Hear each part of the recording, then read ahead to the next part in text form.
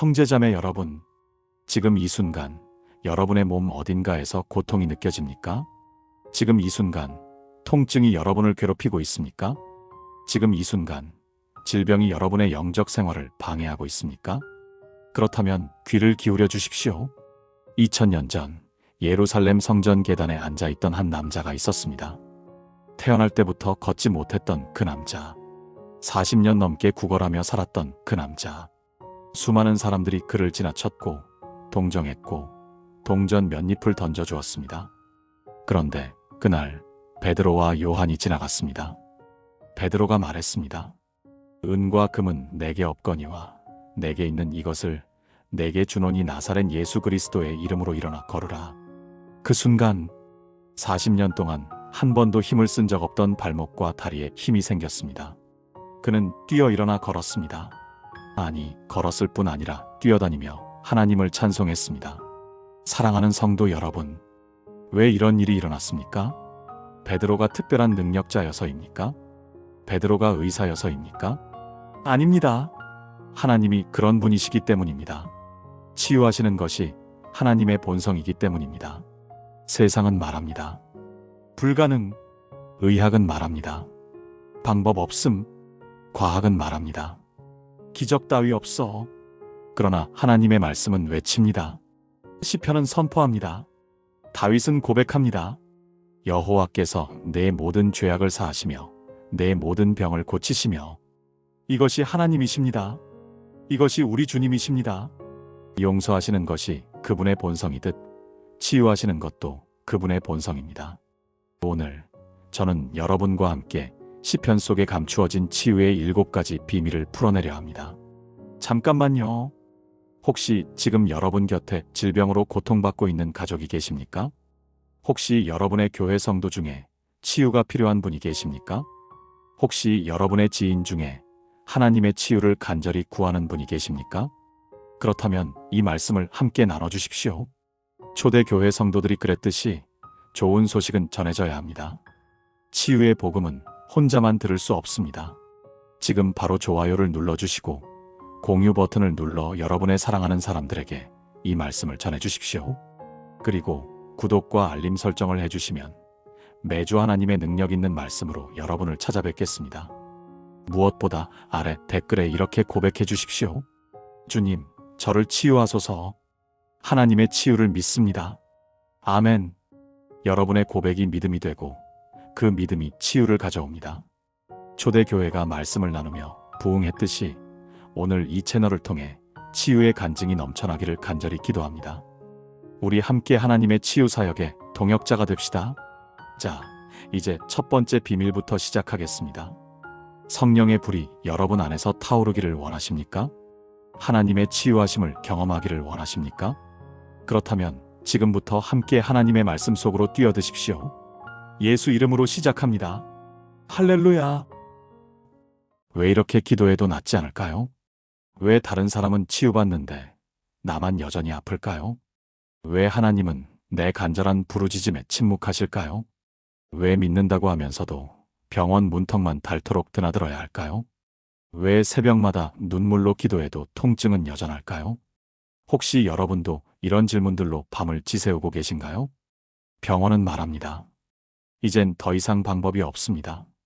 통증 조절만 하면서 지내셔야 합니다. 사람들은 말합니다. 이제 현실을 받아들이세요. 나이도 있으신데 어쩔 수 없는 거예요. 세상은 말합니다. 기적 같은 건 없어요. 의학적으로 불가능하면 그냥 불가능한 거예요.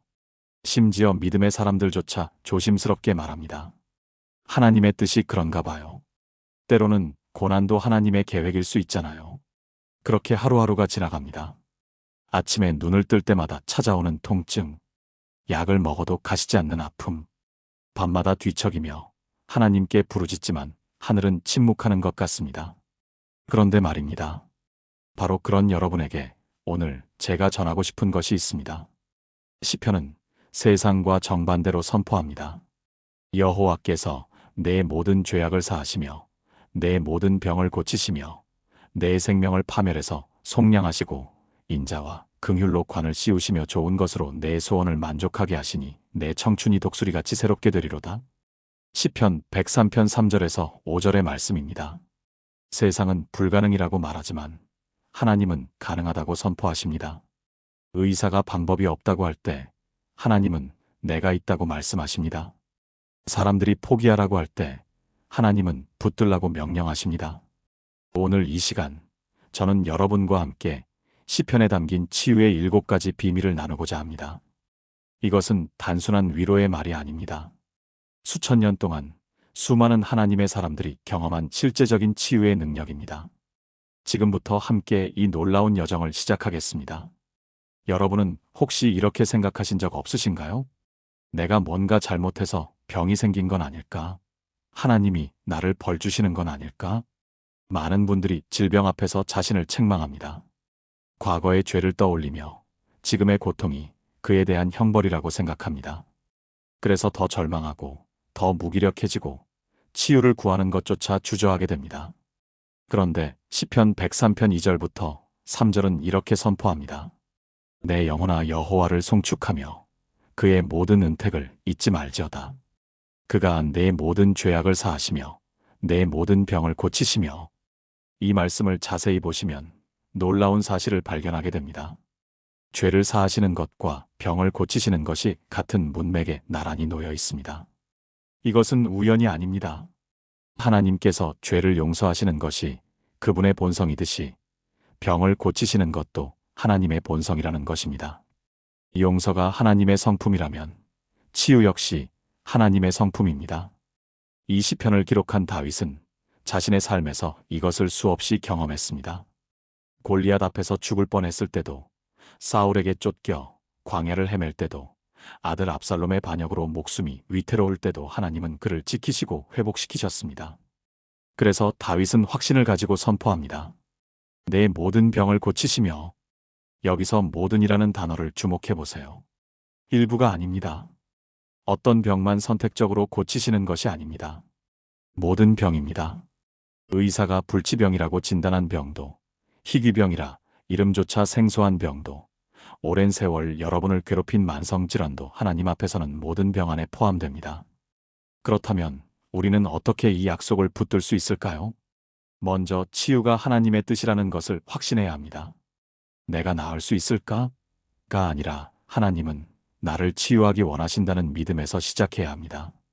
그 다음 매일 아침 이 말씀을 고백하십시오. 하나님은 내 모든 죄악을 사하시며 내 모든 병을 고치신다. 말씀을 선포하는 것 자체가 믿음의 행위입니다. 저는 2년 전 부산에 사시는 김순례 집사님을 만났습니다. 당시 67세였던 그분은 10년 넘게 류마티스 관절염으로 고생하고 계셨습니다. 손가락이 굽어 물건을 잡는 것조차 힘들어 하셨고 계단을 오르내리는 것은 상상도 할 수 없었습니다. 여러 병원을 다녔지만 의사들은 한결같이 말했습니다. 평생 약을 드시면서 지내셔야 합니다. 완치는 불가능합니다. 그분은 말씀하셨습니다. 목사님, 처음엔 하나님을 원망했어요. 왜 나한테만 이런 고통을 주시냐고, 내가 무슨 큰 죄를 지었다고 이렇게 벌을 주시냐고 매일 울면서 기도했어요. 그런데 어느 날 새벽 기도회에서 시편 103편 말씀을 묵상하게 되었습니다. 특히 내 모든 병을 고치시며라는 구절이 마음에 강하게 다가왔습니다. 그날 이후로 매일 아침 일어나자마자 이 말씀을 크게 고백했어요. 하나님은 내 모든 병을 고치신다고, 류마티스도 하나님께는 모든 병 안에 포함된다고 선포했습니다. 처음 2주간은 아무런 변화가 없었습니다. 한 달이 지나도 똑같았습니다. 하지만 그분은 포기하지 않았습니다. 매일 아침 잠에서 깨면 가장 먼저 이 말씀을 고백했습니다. 그러던 어느 날 아침, 2개월째 되던 날이었습니다. 일어나서 손을 펼쳐보니 평소보다 통증이 덜했습니다. 처음엔 착각인 줄 알았어요. 그런데 며칠 더 지나니 정말로 나아지고 있었어요. 3개월이 지났을 때 계단을 오를 수 있게 되었습니다. 6개월 후 병원에서 검사를 받았는데 의사가 놀라워하며 말했습니다. 이해가 안 됩니다. 염증 수치가 정상으로 돌아왔어요.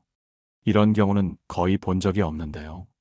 지금 김순례 집사님은 교회에서 누구보다 활발하게 봉사하고 계십니다. 손으로 반찬을 만들어 홀로 사시는 어르신들께 전하고 새벽마다 교회 청소를 도맡아 하십니다. 그분이 제게 말씀하셨습니다. 목사님, 치유는 하나님의 본성이에요. 제가 특별해서가 아니라 하나님이 그런 분이시기 때문에 저를 고치신 거예요. 여러분도 경험하게 될 것입니다. 치유하시는 하나님을 만나게 될 것입니다. 왜냐하면 그것이 하나님의 본성이기 때문입니다. 사랑하는 여러분, 지금 저와 함께 이렇게 기도해 보시겠습니까? 사랑의 하나님 아버지, 오늘 아침 제게 이 진리를 깨닫게 하심을 감사드립니다. 치유는 하나님의 본성이며 주님은 내 모든 죄악을 사하시며 내 모든 병을 고치십니다. 이 약속이 제 삶에서 현실이 되게 하시고 매일 이 말씀을 고백하며 주님의 치유하심을 경험하게 하소서. 의사의 진단이 아니라 주님의 약속을 붙들고 나아갑니다. 주님의 본성을 믿고 신뢰합니다. 예수님의 이름으로 기도합니다. 아멘. 이것이 치유를 향한 첫걸음입니다.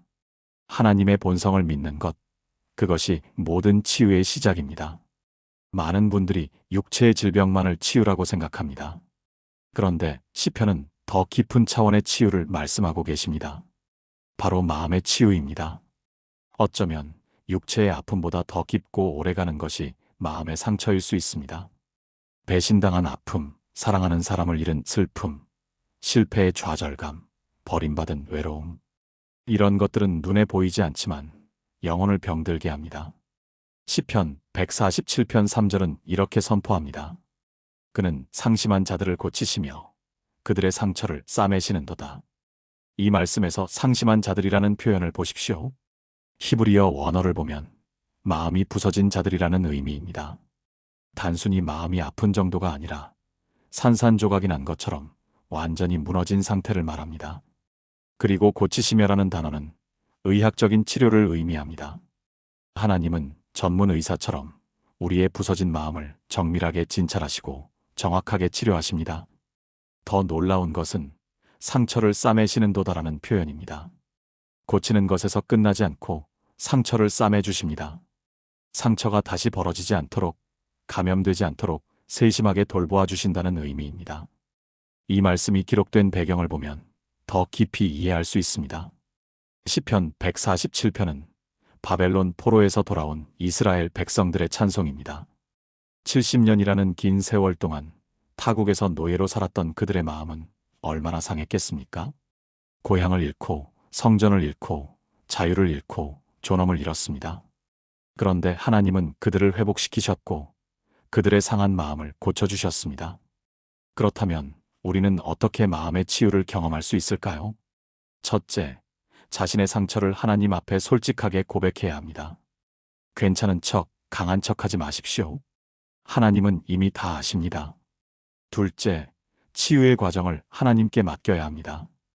육체의 상처도 시간이 걸리듯 마음의 상처도 시간이 필요합니다. 하나님이 일하실 때까지 기다리는 인내가 필요합니다. 저는 대구에 사시는 박미영 권사님의 이야기를 떠올립니다. 그분은 59세에 갑자기 남편을 잃었습니다. 결혼 35년 만에 찾아온 이별이었습니다. 교통사고였습니다. 아무런 예고도 없이 평범한 아침 출근길에 일어난 사고였습니다. 병원에서 연락이 왔을 때 이미 남편은 세상을 떠난 후였습니다. 박 권사님은 그날 이후 완전히 무너졌습니다. 밥을 먹지 않았고 잠을 자지 않았고 말을 하지 않았습니다. 아들과 딸이 걱정해서 매일 찾아왔지만 소용없었습니다. 교회도 나가지 않았습니다. 하나님을 원망했습니다. 왜 하필 우리 남편을? 왜 이제야 퇴직하고 여유를 좀 가지려던 순간에? 6개월이 지났습니다. 체중은 15kg이 빠졌고 우울증 진단을 받았습니다. 의사는 입원 치료를 권했지만 거부했습니다. 그런데 어느 날 밤이었습니다. 잠을 이루지 못하고 남편의 유품을 정리하다가 남편이 늘 가지고 다니던 성경책을 발견했습니다. 펼쳐보니 시편 147편 3절의 밑줄이 그어져 있었습니다. 그는 상심한 자들을 고치시며 그들의 상처를 싸매시는도다. 남편의 필기체로 옆에 메모가 있었습니다. 2023년 3월 15일 사업 실패로 힘들 때 이 말씀으로 위로받았다. 하나님은 정말 상한 마음을 고치시는 분이시다. 박 권사님은 그 순간 눈물이 터졌다고 합니다. 남편도 힘들 때가 있었구나. 나만 혼자 알았는데 남편도 고통 속에서 이 말씀을 붙들었구나. 그날 밤 처음으로 하나님께 기도했습니다. 이번엔 원망이 아니라 간구였습니다. 하나님, 제 마음을 고쳐주세요. 혼자서는 일어설 수 없습니다. 이 상처를 싸매주세요. 그 기도 이후 조금씩 변화가 시작되었습니다. 처음엔 아주 작은 변화였습니다. 식사를 조금씩 하게 되었고, 2주 후에는 산책을 나가게 되었습니다. 한 달 후, 교회 새벽 기도회에 나갔습니다. 목사님과 성도들이 울면서 반겨주었습니다. 그리고 3개월 후, 박 권사님은 남편이 자주 봉사하던 무료 급식소에서 봉사를 시작했습니다. 남편이 사랑했던 일을 제가 이어가야겠다고 생각했어요. 그리고 봉사하면서 깨달았어요. 나보다 더 아픈 사람들이 이렇게 많구나. 내 아픔만 바라보고 있을 때가 아니구나. 지금 박 권사님은 같은 아픔을 겪는 사람들을 위로하는 사역을 하고 계십니다. 배우자를 잃은 분들을 위한 모임을 만들어 매주 함께 말씀을 나누고 기도하고 있습니다. 그분이 제게 말씀하셨습니다. 목사님, 하나님은 정말로 상심한 자를 고치시는 분이에요. 제가 살아있는 증거입니다. 제 마음의 상처를 싸매주시고 다시 살 이유를 주셨어요. 여러분, 지금 마음이 부서져 있습니까? 아무에게도 말할 수 없는 깊은 상처가 있습니까? 하나님께 가져오십시오. 그분은 상심한 자들을 고치시며 그들의 상처를 싸매시는 분이십니다. 함께 기도하시겠습니까? 전능하신 하나님 아버지, 제 마음이 지금 많이 아픕니다. 이 상처를 주님께 내려놓습니다. 주님은 상심한 자들을 고치시며 그들의 상처를 싸매시는 분이십니다. 제 부서진 마음을 고쳐주시고 다시 일어설 힘을 주소서. 혼자가 아님을 믿게 하시고 주님이 함께 하심을 느끼게 하소서. 이 아픔이 언젠가는 다른 이를 위로하는 도구가 되게 하소서. 주님의 치유하심을 신뢰합니다. 예수님의 이름으로 기도합니다. 아멘. 치유는 육체만이 아닙니다. 마음도 영혼도 하나님은 모두 고쳐주십니다. 혹시 이런 생각 해보신 적 있으신가요? 내 기도는 너무 작아서 하나님께 들리지 않는 건 아닐까? 다른 사람들의 큰 문제에 비하면 내 아픔은 별것 아닌데 하나님이 관심이나 가지실까? 많은 분들이 자신의 기도가 하나님께 닿지 않을까봐 두려워합니다. 특히 오랫동안 기도했는데 응답이 없으면 내 기도가 잘못된 건가? 하고 의심하게 됩니다. 그런데 시편 30편 2절은 명확하게 선포합니다. 여호와 내 하나님이여, 내가 주께 부르짖음에 나를 고치셨나이다. 여기서 부르짖음에라는 단어를 주목해 보십시오. 히브리어로 샤바크인데 단순히 기도한다는 의미가 아니라 절박하게, 필사적으로 온 힘을 다해 외친다는 뜻입니다. 마치 물에 빠진 사람이 살려주세요 라고 외치는 것과 같은 강도입니다. 그리고 그 부르짖음에 대한 하나님의 반응은 즉각적입니다. 나를 고치셨나이다. 과거형으로 기록되어 있습니다. 이미 응답하셨다는 것입니다. 이 시편을 기록한 다윗은 죽음의 문턱까지 갔던 경험을 회상하고 있습니다. 정확히 어떤 질병이었는지는 명시되어 있지 않지만 1절을 보면 나를 끌어올리사 내 원수들이 나로 말미암아 기뻐하지 못하게 하셨나이다라고 나옵니다. 죽음에서 건져내셨다는 의미입니다. 다윗은 그 순간 무엇을 했을까요? 조용히 참았을까요? 체념했을까요? 아닙니다. 부르짖었습니다. 온 힘을 다해 하나님께 외쳤습니다. 그리고 하나님은 그 부르짖음을 들으셨고 치유하셨습니다. 우리는 어떻게 이 약속을 붙들 수 있을까요? 첫째, 정중하고 격식 있는 기도가 아니라 절박한 부르짖음이 필요합니다. 하나님은 우리의 진짜 마음을 원하십니다. 둘째, 포기하지 말아야 합니다. 당장 응답이 보이지 않아도 계속 부르짖어야 합니다. 하나님은 들으시고 반드시 응답하십니다. 저는 인천에 사시는 최영수 장로님을 잊을 수 없습니다. 그분은 71세에 폐암 사기 진단을 받으셨습니다. 의사는 6개월이라는 시한부 선고를 했습니다.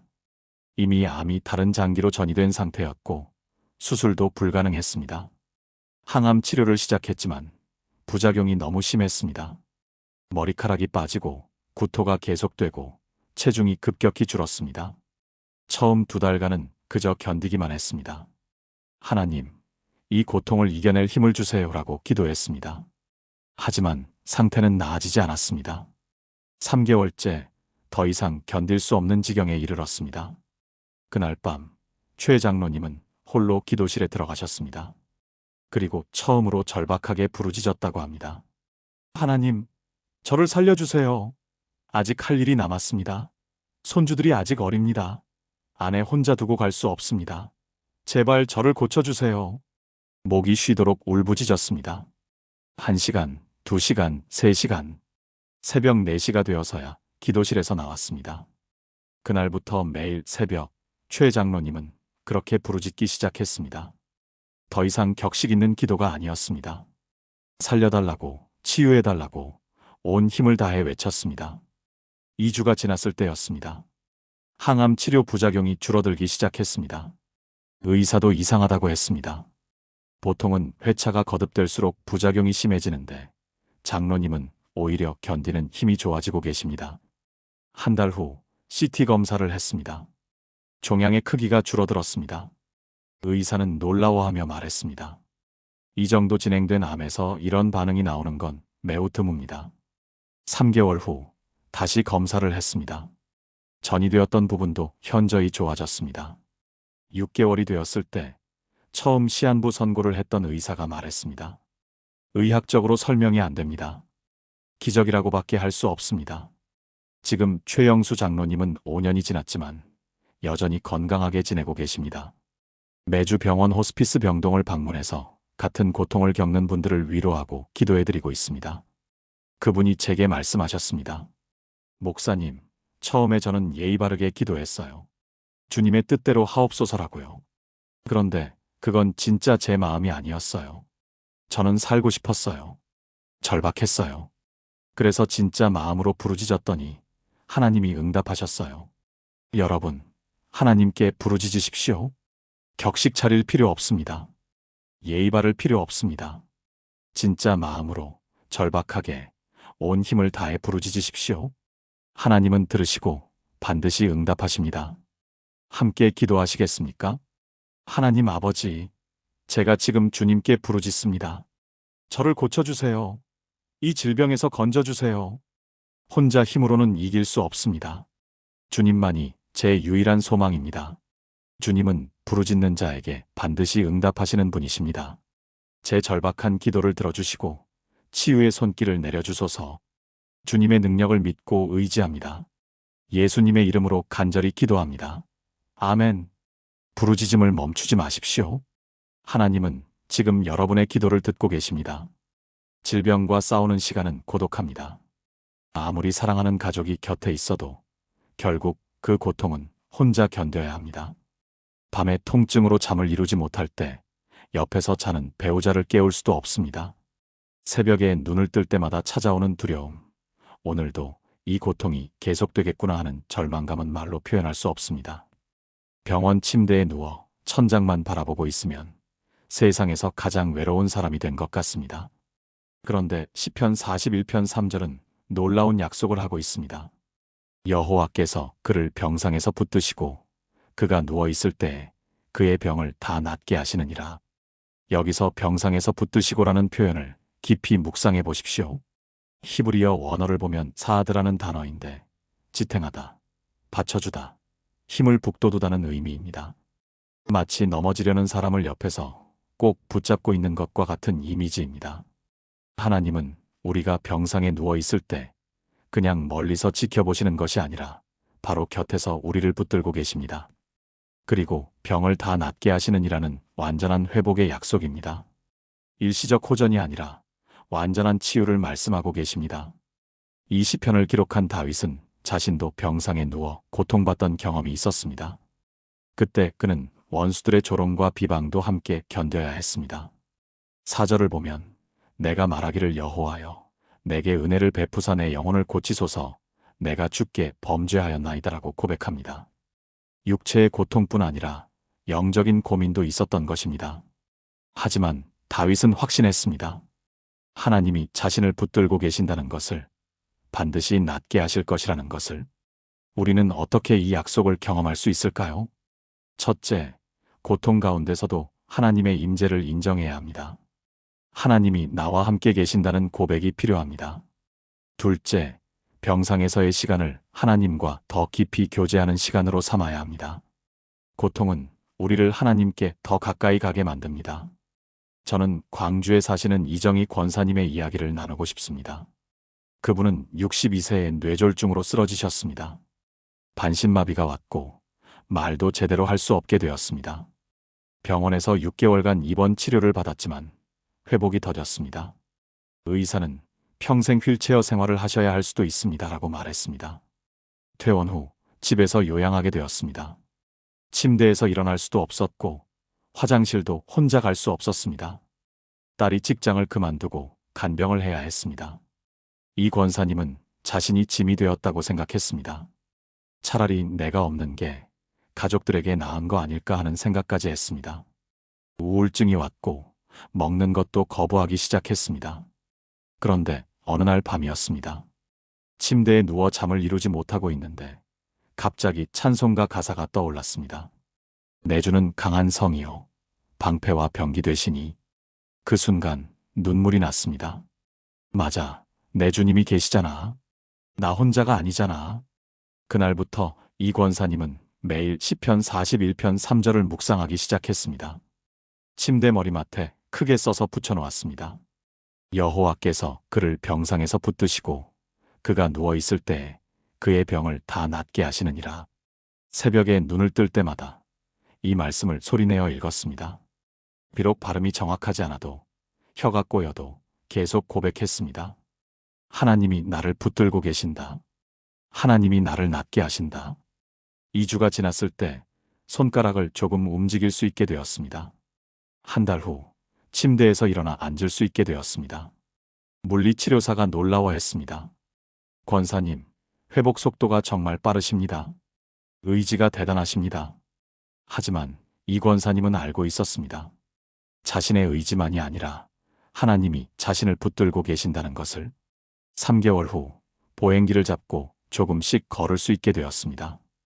6개월 후 지팡이를 짚고 걸을 수 있게 되었습니다. 1년 후 지팡이 없이도 걸을 수 있게 되었습니다. 말도 거의 정상으로 돌아왔습니다. 의사는 기적이다라고 말했습니다. 통계적으로 이 정도까지 회복되는 경우는 10%도 안 된다고 했습니다.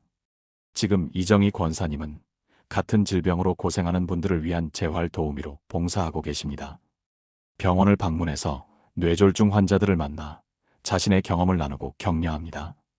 그분이 제게 말씀하셨습니다. 목사님, 그 병상의 시간이 제 인생에서 가장 소중한 시간이었어요. 하나님이 저를 붙들고 계신다는 걸 뼈저리게 느꼈거든요. 혼자가 아니었어요. 한순간도 혼자가 아니었어요. 여러분, 지금 병상에 계십니까? 고통 가운데 계십니까? 하나님이 여러분을 붙들고 계십니다. 지금 이 순간에도 여러분의 곁에서 떠나지 않고 계십니다. 함께 기도하시겠습니까? 사랑의 하나님 아버지, 이 고통의 시간이 너무 길고 힘듭니다. 하지만 주님께서 저를 병상에서 붙들고 계심을 믿습니다. 제가 누워있을 때에 제 병을 다 낫게 하실 것을 믿습니다. 혼자가 아님을 느끼게 하시고 이 고통 가운데서도 주님의 임재를 경험하게 하소서. 하루하루 회복의 은혜를 주시고 완전한 치유를 향해 나아가게 하소서.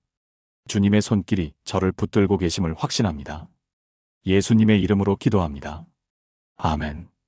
병상이 끝이 아닙니다. 하나님이 붙들고 계시고 반드시 일으키실 것입니다. 많은 분들이 치유를 위해 여러 방법을 시도합니다. 좋다는 약은 다 먹어보고, 좋다는 병원은 다 가보고, 좋다는 민간요법도 시도해봅니다. 물론 이런 노력들이 나쁜 것은 아닙니다. 하나님은 의학도 사용하시고 자연의 치유력도 사용하십니다. 하지만 가장 근본적이고 강력한 치유의 능력은 어디에 있을까요? 시편 107편 20절은 명확하게 선포합니다. 그가 그의 말씀을 보내어 그들을 고치시고 위험한 지경에서 건지시는도다. 말씀을 보내어라는 표현을 주목해 보십시오. 하나님의 말씀이 단순한 정보나 위로가 아니라 실제적인 치유의 능력을 가지고 있다는 것입니다.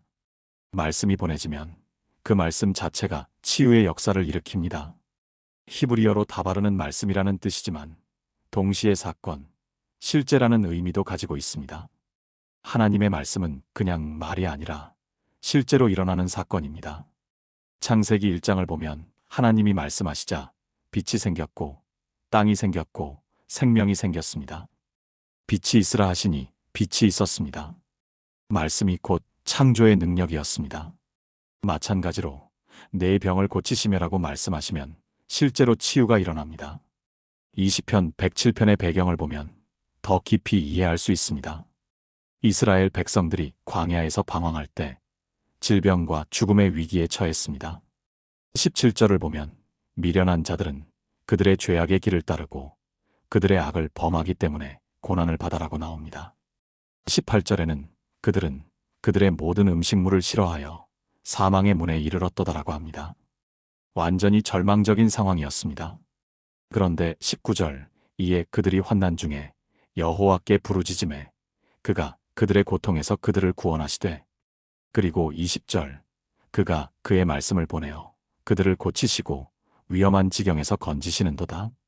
하나님은 말씀으로 그들을 고치셨습니다. 그렇다면 우리는 어떻게 말씀의 치유 능력을 경험할 수 있을까요? 첫째, 말씀을 단순히 읽는 것을 넘어서 선포해야 합니다. 소리내어 읽고 고백하고 선언해야 합니다. 둘째, 말씀을 매일 묵상하고 암송해야 합니다. 말씀이 우리 안에 풍성히 거할 때 치유의 역사가 일어납니다. 저는 제주도에 사시는 강민수 집사님의 간증을 들려드리고 싶습니다. 그분은 58세 당뇨병 합병증으로 고생하고 계셨습니다. 혈당 조절이 되지 않아 신장 기능이 나빠지기 시작했고 망막병증으로 시력도 떨어졌습니다. 의사는 투석을 준비해야 할 수도 있다고 경고했습니다. 약을 먹고 식이요법을 하고 운동도 했지만 상태는 계속 악화되었습니다. 강 집사님은 점점 절망에 빠졌습니다. 이제 끝인가? 투석하면서 남은 인생을 살아야 하나? 그런데 어느 날 새벽 기도회에서 목사님이 시편 107편 20절 말씀을 전했습니다. 그가 그의 말씀을 보내어 그들을 고치시고 위험한 지경에서 건지시는도다. 그 말씀이 강 집사님의 가슴에 박혔습니다. 말씀이 치유의 능력이구나. 내가 너무 약과 의술에만 의지하고 정작 하나님의 말씀은 소홀히 했구나.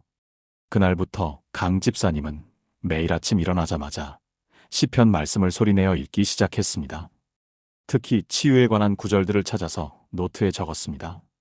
시편 103편 3절 내 모든 병을 고치시며, 시편 147편 3절 상심한 자들을 고치시며, 시편 107편 20절 말씀을 보내어 그들을 고치시고, 이 말씀들을 하루에 10번씩 소리내어 고백했습니다. 아침에 일어나자마자, 식사 전마다, 잠들기 전에. 처음에는 아무런 변화가 없었습니다. 한 달이 지나도 혈당 수치는 그대로였습니다. 하지만 강 집사님은 멈추지 않았습니다. 말씀은 살아있고 능력이 있다. 하나님이 보내신 말씀은 반드시 이루어진다. 그렇게 믿으며 계속 고백했습니다. 2개월째 되던 어느 날 놀라운 일이 일어났습니다. 혈당 수치가 떨어지기 시작한 것입니다. 처음에는 조금씩이었습니다. 공복 혈당이 200에서 180으로, 180에서 160으로, 3개월 후 130으로 떨어졌습니다. 의사가 놀라워하며 물었습니다. 집사님, 뭔가 특별히 하신 게 있으세요? 이렇게 급격히 좋아지는 건 드문 경우입니다. 강 집사님은 말씀을 고백하고 있다고 말했습니다. 의사는 과학적으로 설명할 수 없다며 고개를 갸웃했지만 결과는 분명했습니다. 6개월 후 혈당은 거의 정상 범위로 들어왔습니다. 신장 기능 검사 수치도 개선되었습니다.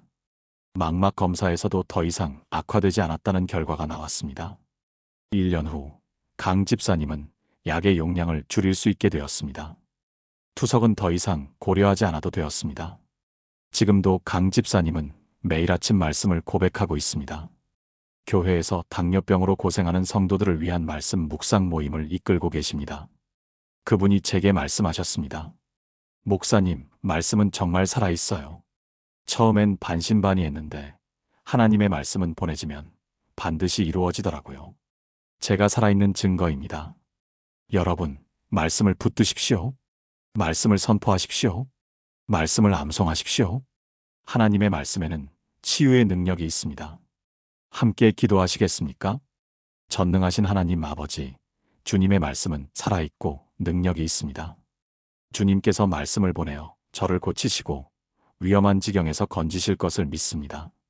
매일 말씀을 묵상하고 말씀을 고백하며 말씀으로 살아가게 하소서. 주님의 말씀이 제 몸 구석구석에 퍼져서 모든 질병을 물리치게 하소서. 말씀의 치유 능력을 경험하게 하시고 말씀으로 승리하게 하소서. 주님의 말씀을 전적으로 신뢰합니다.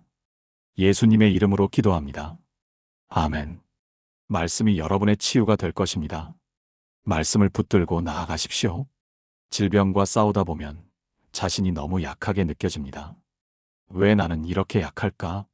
왜 다른 사람들처럼 견디지 못할까? 자책하게 되고 자신이 한없이 부족하게 느껴집니다. 심지어 내가 믿음이 약해서 낫지 못하는 거 아닐까? 하는 죄책감까지 듭니다. 그런데 시편 6편 2절은 놀라운 고백을 담고 있습니다. 여호와여, 내가 연약하오니 긍휼히 여기소서. 여호와여, 내 뼈가 떨리오니 나를 고치소서. 다윗은 자신의 연약함을 숨기지 않았습니다. 오히려 솔직하게 고백했습니다. 내가 연약하다. 내 뼈가 떨린다. 그리고 그 연약함을 하나님 앞에 내어놓으며 긍휼을 구했습니다. 여기서 연약하다는 히브리어 우말랄은 시들다, 약해지다, 기운이 없다는 의미입니다. 다윗은 육체적으로, 정신적으로, 영적으로 완전히 기진맥진한 상태였습니다. 6절을 보면 내가 탄식함으로 피곤하여 밤마다 눈물로 내 침상을 띄우며 내 요를 적시나이다라고 고백합니다. 밤마다 눈물로 베개를 적실 정도로 힘든 시간을 보내고 있었습니다. 그런데 놀라운 것은 하나님의 반응입니다. 다윗은 자신의 연약함 때문에 하나님께 외면받을 것이라 생각하지 않았습니다. 오히려 연약하기 때문에 하나님의 긍휼을 더 구할 수 있다고 믿었습니다. 그리고 9절에서 여호와께서 내 울음소리를 들으셨도다라고 확신합니다. 하나님은 연약한 자의 부르짖음을 들으시고 긍휼히 여기십니다. 우리는 어떻게 이 진리를 붙들 수 있을까요? 첫째, 자신의 연약함을 인정하고 받아들여야 합니다. 강한 척하지 마십시오. 하나님은 이미 다 아십니다. 둘째, 연약함이 수치가 아니라 하나님의 긍휼을 경험하는 통로라는 것을 믿어야 합니다. 바울도 고백했습니다. 내가 약할 그때의 강함이라. 저는 울산에 사시는 윤혜진 집사님을 잊을 수 없습니다. 그분은 54세의 섬유근 육통이라는 희귀 질환 진단을 받으셨습니다. 전신에 만성 통증이 있고 특히 아침에 일어날 때 온몸이 뻣뻣하고 아팠습니다. 피로감이 극심해서 집안일을 하는 것조차 힘들었습니다.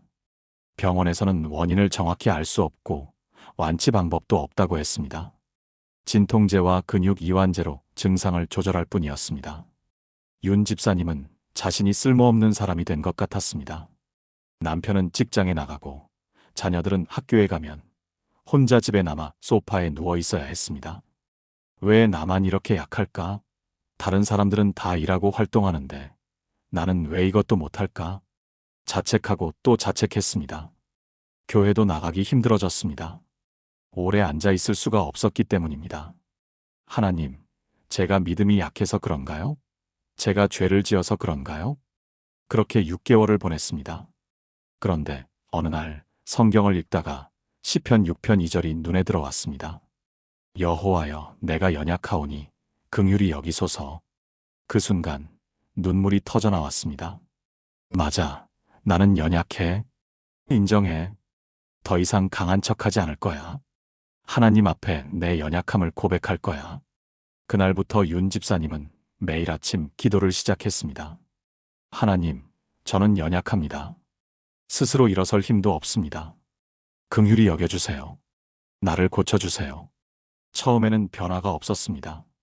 하지만 이상하게 마음이 평안해졌습니다. 더 이상 자신을 자책하지 않게 되었습니다. 내가 연약한 것은 수치가 아니야. 하나님께서 더 긍휼히 여기실 기회야. 그렇게 생각하니 마음이 가벼워졌습니다. 2주가 지났을 때 작은 변화가 시작되었습니다. 아침에 일어날 때 통증이 조금 덜했습니다. 한 달 후 30분 정도 집안일을 할 수 있게 되었습니다. 2개월 후 교회 주일 예배에 다시 나갈 수 있게 되었습니다. 3개월 후 새벽 기도회에도 참석할 수 있게 되었습니다. 의사는 놀라워했습니다. 섬유근 육통은 보통 더 악화되거나 그대로 유지되는 경우가 많은데 집사님은 증상이 상당히 호전되고 있습니다. 지금 윤혜진 집사님은 완전히 정상은 아니지만 일상생활이 가능한 정도로 회복되었습니다. 그리고 같은 질병으로 고통받는 사람들을 위한 온라인 커뮤니티를 만들어 운영하고 계십니다. 여러분, 연약한 것은 수치가 아닙니다. 하나님의 긍휼을 경험하는 통로입니다라고 매주 격려글을 올리십니다. 그분이 제게 말씀하셨습니다. 목사님, 제가 강했다면 하나님의 긍휼을 이렇게 깊이 경험하지 못했을 거예요. 연약함이 제게는 축복이었어요. 여러분, 자신의 연약함을 부끄러워하지 마십시오. 하나님 앞에 솔직하게 내어놓으십시오. 하나님은 연약한 자를 긍휼히 여기시고 고쳐주십니다. 함께 기도하시겠습니까? 사랑의 하나님 아버지, 저는 연약합니다. 혼자서는 일어설 힘도 없고 이 고통을 견딜 힘도 없습니다. 주님께 긍휼을 구합니다. 저를 고쳐주시고 일으켜주시고 힘을 주소서. 제 연약함이 주님의 긍휼을 경험하는 통로가 되게 하시고 이 연약함을 통해 주님의 능력이 나타나게 하소서. 더 이상 자책하지 않고 주님의 긍휼을 의지합니다. 주님의 은혜를 신뢰합니다. 예수님의 이름으로 기도합니다. 아멘. 연약함은 끝이 아닙니다. 하나님의 긍휼을 경험하는 시작입니다. 지금까지 6가지를 나누었습니다. 치유는 하나님의 본성이고 상심한 마음까지 고치시고 부르짖음에 응답하시고 병상에서 붙들어 주시고 말씀이 치유의 능력이며 연약함 가운데 긍휼을 베푸신다는 것을 배웠습니다. 그렇다면 마지막 7번째는 무엇일까요? 바로 찬송과 감사입니다. 시편 103편 1절부터 2절을 다시 보겠습니다. 내 영혼아 여호와를 송축하라. 내 속에 있는 것들아 다 그의 성호를 송축하라. 내 영혼아 여호와를 송축하며 그의 모든 은택을 잊지 말지어다. 다윗은 치유를 말하기 전에 먼저 찬송을 선포합니다. 여호와를 송축하라고 명령합니다. 그것도 자기 자신에게, 자기 영혼에게 명령하는 것입니다. 왜일까요? 찬송과 감사가 치유의 완성이기 때문입니다. 많은 분들이 나으면 감사하겠습니다. 치유받으면 찬송하겠습니다라고 말합니다. 하지만 성경은 거꾸로 말씀합니다.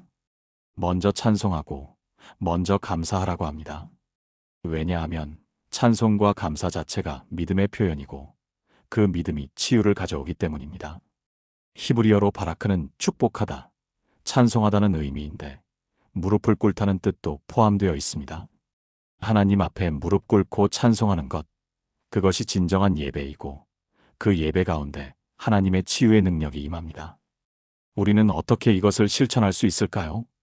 첫째, 아직 완전히 낫지 않았어도 지금까지의 은혜에 감사해야 합니다. 어제보다 조금이라도 나아졌다면 그것이 감사의 제목입니다. 둘째, 앞으로 받을 치유를 믿음으로 미리 감사해야 합니다. 치유해 주실 것을 믿고 감사합니다라고 고백하는 것이 믿음입니다. 저는 서울에 사시는 정영숙 권사님의 이야기를 마지막으로 나누고 싶습니다.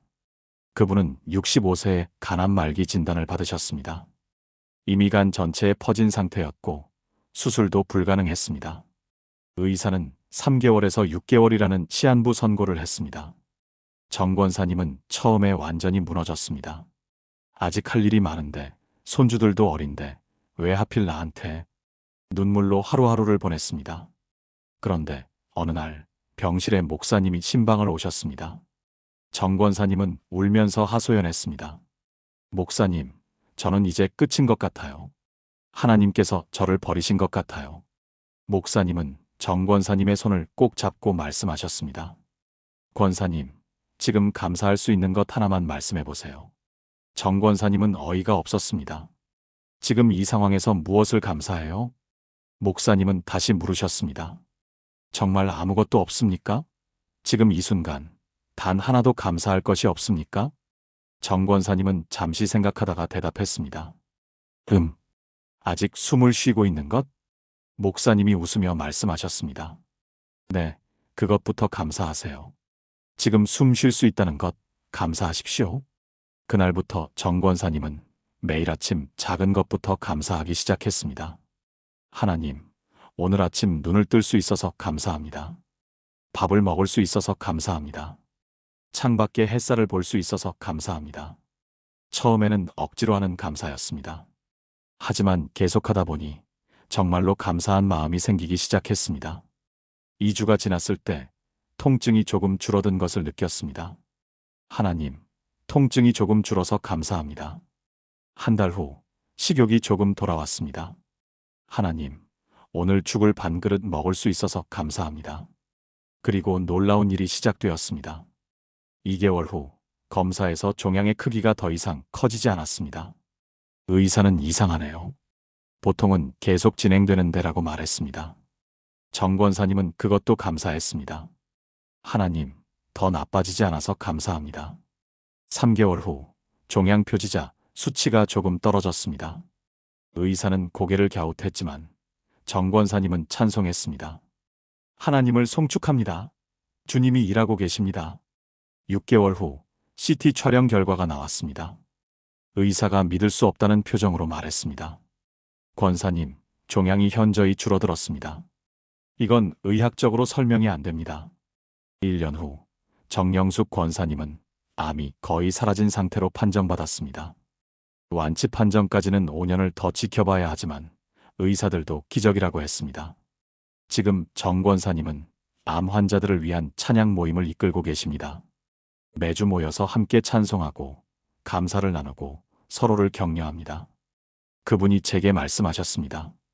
목사님, 저는 깨달았어요. 치유는 결과가 아니라 과정이에요. 그리고 그 과정에서 찬송하고 감사하는 것, 그것이 치유를 완성하는 마지막 열쇠였어요. 여러분, 지금 찬송할 수 있습니까? 아직 완전히 낫지 않았어도 지금까지의 은혜에 감사할 수 있습니까? 그 찬송과 감사가 여러분의 치유를 완성할 것입니다. 함께 기도하시겠습니까? 찬양받으실 하나님 아버지, 제가 여기까지 온 것이 주님의 은혜입니다. 아직 완전하지 않지만 지금까지 지켜주신 것을 감사드립니다. 여호와를 송축합니다. 주님의 모든 은택을 잊지 않겠습니다. 이 고통 가운데서도 찬송하며 완전한 치유를 믿음으로 미리 감사드립니다. 주님께서 저를 완전히 회복시키실 것을 믿고 그날을 소망하며 지금도 찬양합니다. 주님의 치유하심을 선포하고 감사합니다. 예수님의 이름으로 기도합니다. 아멘. 찬송과 감사로 여러분의 치유를 완성하십시오. 하나님은 찬송 중에 거하시는 분이십니다. 사랑하는 여러분, 지금까지 나눈 7가지 말씀을 하나의 기도로 드리겠습니다. 함께 기도하시겠습니까?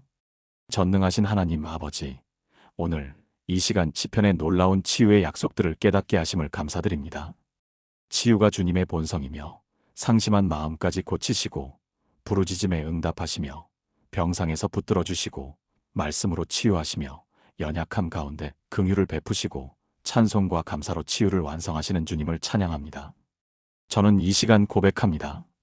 주님은 내 모든 죄악을 사하시며 내 모든 병을 고치십니다. 주님은 상심한 자들을 고치시며 그들의 상처를 싸매시는 분이십니다. 제가 주님께 부르짖음에 주님께서 저를 고치십니다. 주님께서 저를 병상에서 붙드시고 제가 누워있을 때에 제 병을 다 낫게 하십니다. 주님께서 주님의 말씀을 보내어 저를 고치시고 위험한 지경에서 건지십니다. 제가 연약하오니 주님께서 긍휼히 여기시고 저를 고치십니다. 내 영혼아 여호와를 송축하라. 내 속에 있는 것들아 다 그의 성호를 송축하라. 오늘부터 저와 제 가족이 이 7가지 약속을 매일 고백하며 살아가게 하소서. 새벽마다 이 말씀으로 하루를 시작하게 하시고 밤마다 이 말씀으로 감사하며 잠들게 하소서. 고통이 찾아올 때마다 이 약속을 붙들고 연약함을 느낄 때마다 주님의 긍휼을 구하게 하소서. 절망이 밀려올 때마다 부르짖게 하시고 외로움이 엄습할 때마다 주님이 붙들고 계심을 기억하게 하소서. 말씀을 날마다 묵상하게 하시고 말씀을 선포하며 말씀으로 승리하게 하소서. 그리고 매 순간 찬송하고 감사하는 삶을 살게 하소서.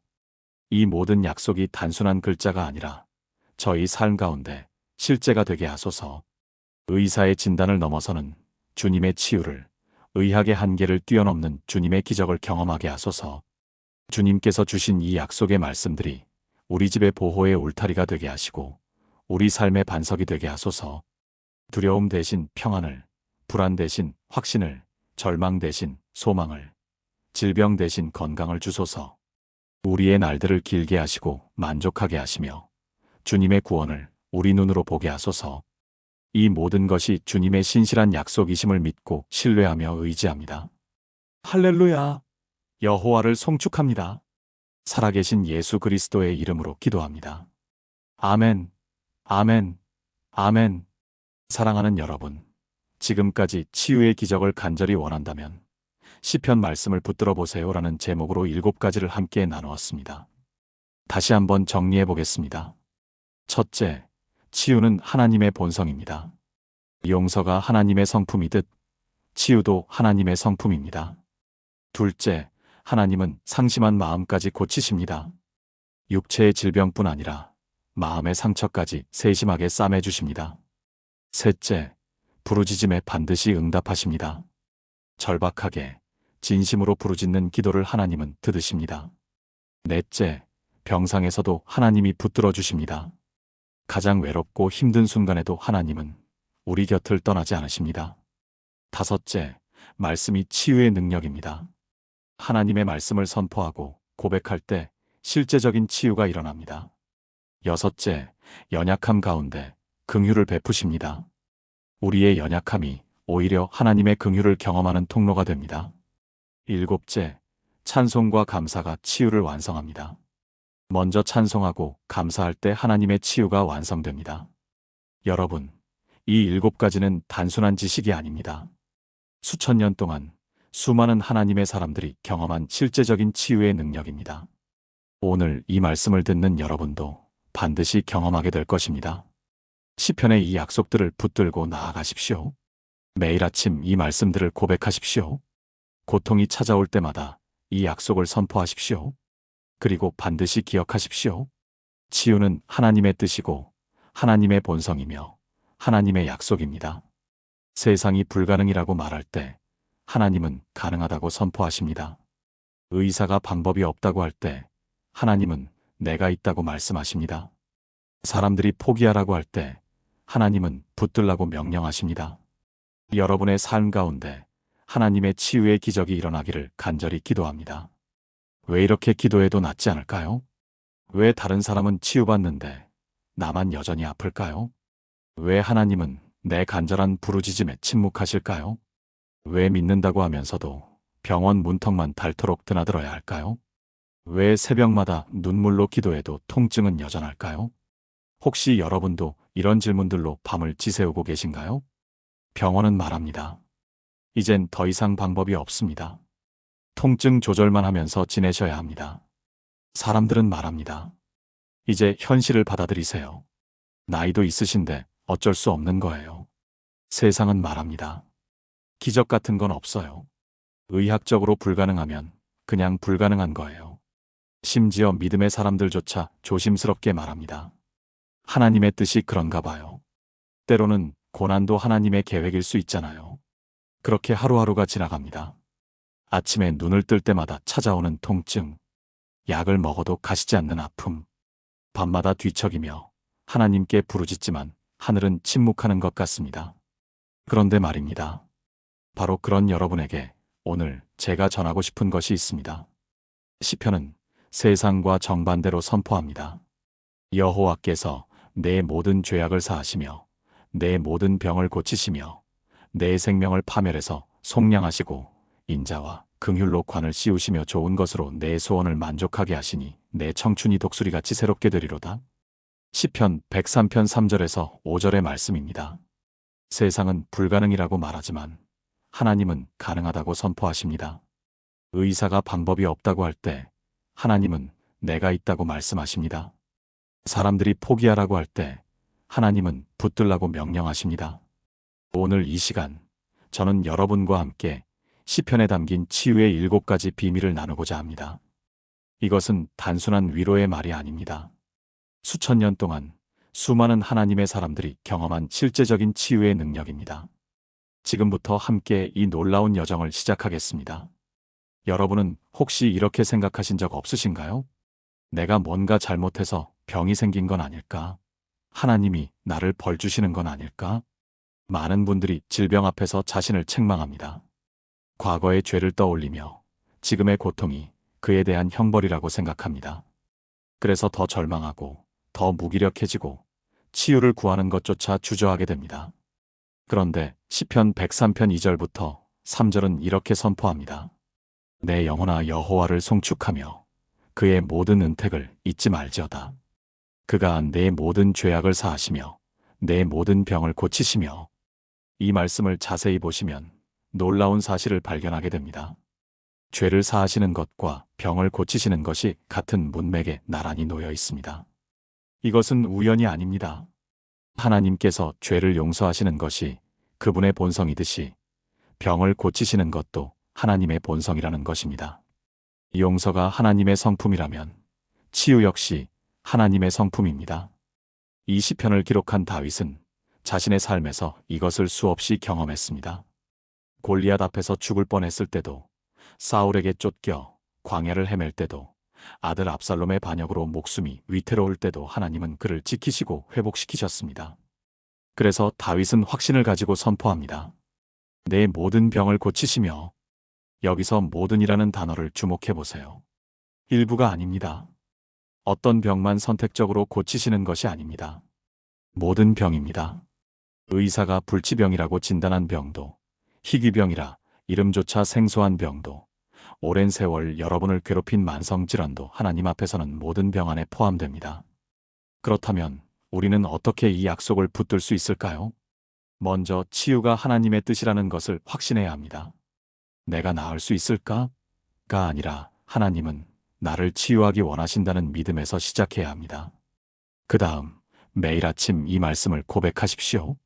하나님은 내 모든 죄악을 사하시며 내 모든 병을 고치신다. 말씀을 선포하는 것 자체가 믿음의 행위입니다. 저는 2년 전 부산에 사시는 김순례 집사님을 만났습니다. 당시 67세였던 그분은 10년 넘게 류마티스 관절염으로 고생하고 계셨습니다. 손가락이 굽어 물건을 잡는 것조차 힘들어 하셨고 계단을 오르내리는 것은 상상도 할 수 없었습니다. 여러 병원을 다녔지만 의사들은 한결같이 말했습니다. 평생 약을 드시면서 지내셔야 합니다. 완치는 불가능합니다. 그분은 말씀하셨습니다. 목사님, 처음엔 하나님을 원망했어요. 왜 나한테만 이런 고통을 주시냐고, 내가 무슨 큰 죄를 지었다고 이렇게 벌을 주시냐고 매일 울면서 기도했어요. 그런데 어느 날 새벽 기도회에서 시편 103편 말씀을 묵상하게 되었습니다. 특히 내 모든 병을 고치시며라는 구절이 마음에 강하게 다가왔습니다. 그날 이후로 매일 아침 일어나자마자 이 말씀을 크게 고백했어요. 하나님은 내 모든 병을 고치신다고, 류마티스도 하나님께는 모든 병 안에 포함된다고 선포했습니다. 처음 2주간은 아무런 변화가 없었습니다. 한 달이 지나도 똑같았습니다. 하지만 그분은 포기하지 않았습니다. 매일 아침 잠에서 깨면 가장 먼저 이 말씀을 고백했습니다. 그러던 어느 날 아침, 2개월째 되던 날이었습니다. 일어나서 손을 펼쳐보니 평소보다 통증이 덜했습니다. 처음엔 착각인 줄 알았어요. 그런데 며칠 더 지나니 정말로 나아지고 있었어요. 3개월이 지났을 때 계단을 오를 수 있게 되었습니다. 6개월 후 병원에서 검사를 받았는데 의사가 놀라워하며 말했습니다. 이해가 안 됩니다. 염증 수치가 정상으로 돌아왔어요. 이런 경우는 거의 본 적이 없는데요. 지금 김순례 집사님은 교회에서 누구보다 활발하게 봉사하고 계십니다. 손으로 반찬을 만들어 홀로 사시는 어르신들께 전하고 새벽마다 교회 청소를 도맡아 하십니다. 그분이 제게 말씀하셨습니다. 목사님, 치유는 하나님의 본성이에요. 제가 특별해서가 아니라 하나님이 그런 분이시기 때문에 저를 고치신 거예요. 여러분도 경험하게 될 것입니다. 치유하시는 하나님을 만나게 될 것입니다. 왜냐하면 그것이 하나님의 본성이기 때문입니다. 사랑하는 여러분, 지금 저와 함께 이렇게 기도해 보시겠습니까? 사랑의 하나님 아버지, 오늘 아침 제게 이 진리를 깨닫게 하심을 감사드립니다. 치유는 하나님의 본성이며 주님은 내 모든 죄악을 사하시며 내 모든 병을 고치십니다. 이 약속이 제 삶에서 현실이 되게 하시고 매일 이 말씀을 고백하며 주님의 치유하심을 경험하게 하소서.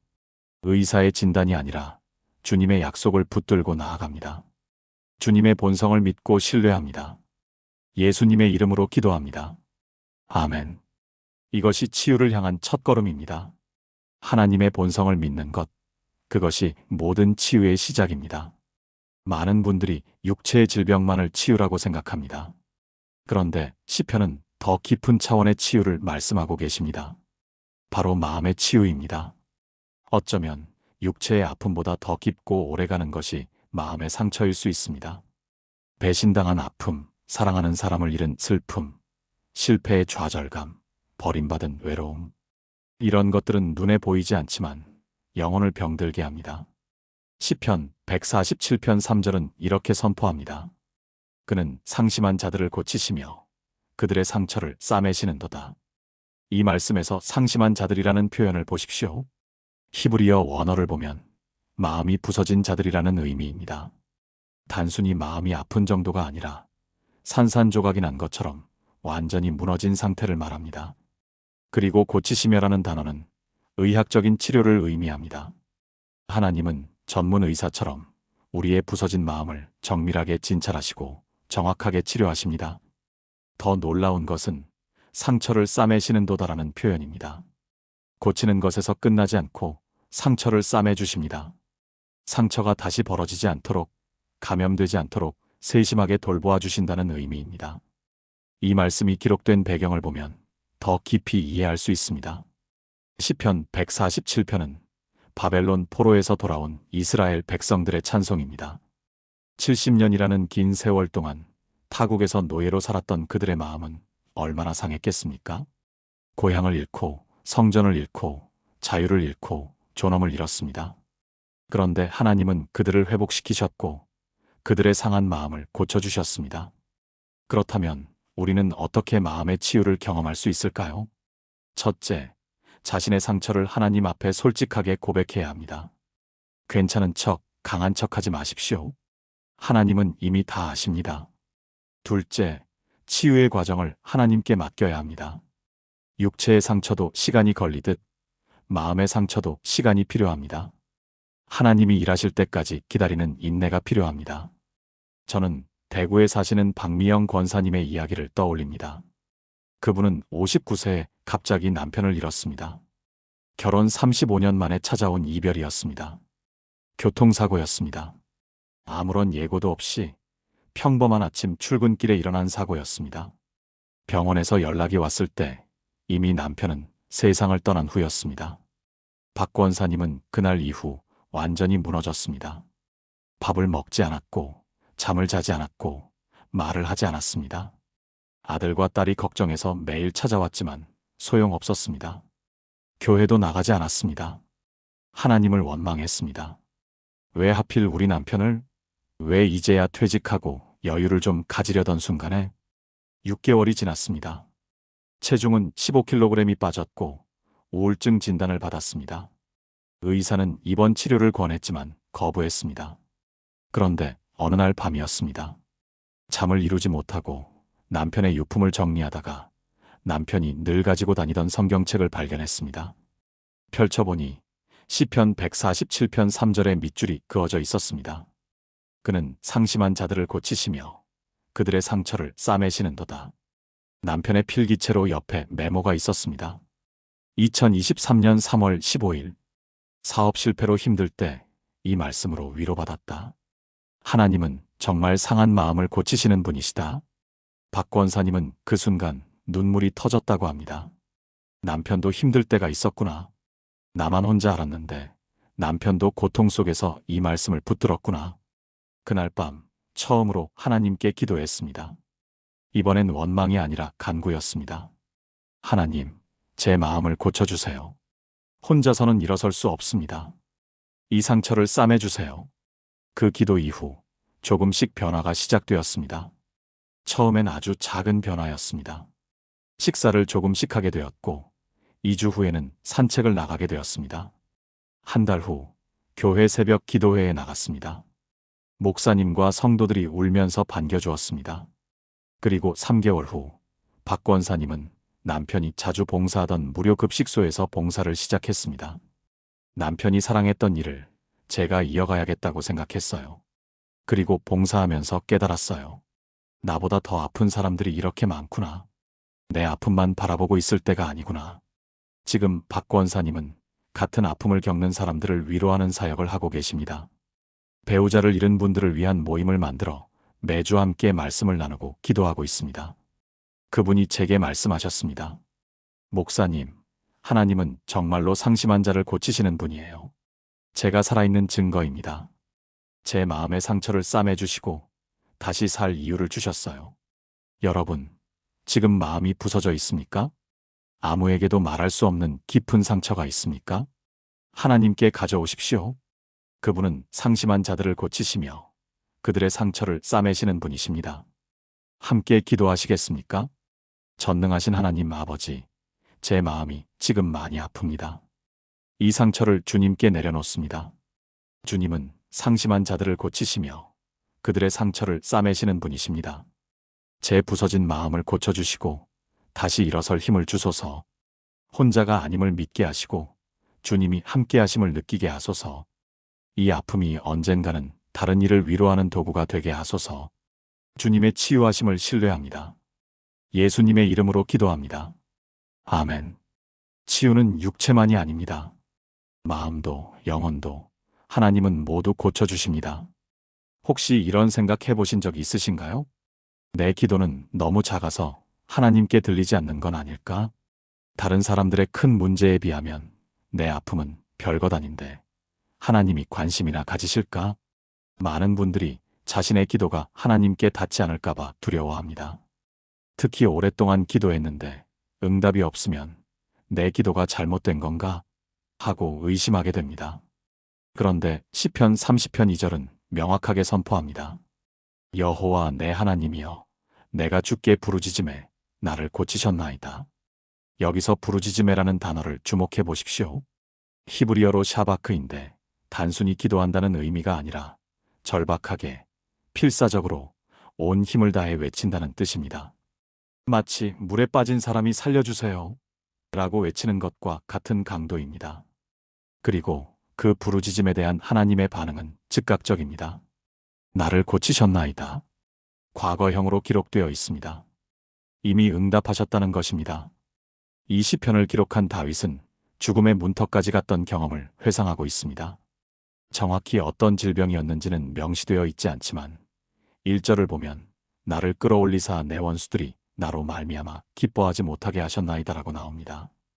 죽음에서 건져내셨다는 의미입니다. 다윗은 그 순간 무엇을 했을까요? 조용히 참았을까요? 체념했을까요? 아닙니다. 부르짖었습니다. 온 힘을 다해 하나님께 외쳤습니다. 그리고 하나님은 그 부르짖음을 들으셨고 치유하셨습니다.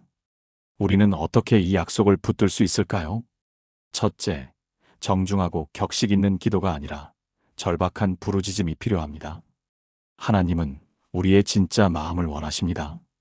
둘째, 포기하지 말아야 합니다. 당장 응답이 보이지 않아도 계속 부르짖어야 합니다. 하나님은 들으시고 반드시 응답하십니다.